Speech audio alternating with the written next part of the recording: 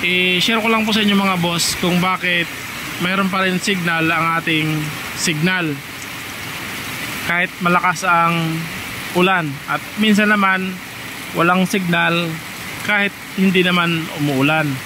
Ganito kasi yan mga boss, simplihan lang natin. Ayan yung ating signal, gumagana. Nanonood tayo ngayon ng pelikula. Dito kasi banda sa amin mga boss, sa lugar natin ngayon,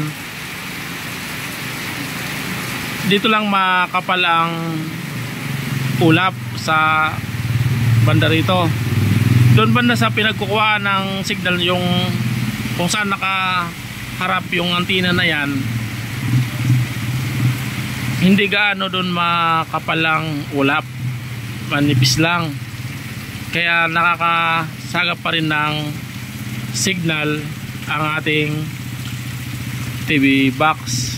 Ngayon naman, kung bakit naman nawawala ang signal kahit naman hindi umuulan, kasi doon sa pagtitingnan natin ang ating antina, yung sa harap niya, kapag doon banda ang makapal ang ulap at dito naman sa ating pwesto ay maaraw, mawawala rin ang signal niyan, dahil yung ano niyan, pinagkukunan niya ng signal sa satellite, nasa taas.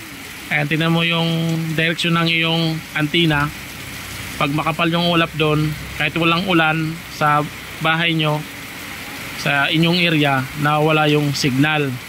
At ngayon naman dito sa pwesto natin ay makapal yung ulap dito, malakas ang ulan, pero yung sa yung direction, yung harap ng antina, kukunti lang yung ulap, kaya nakakasagap pa rin ng signal ang ating TV box.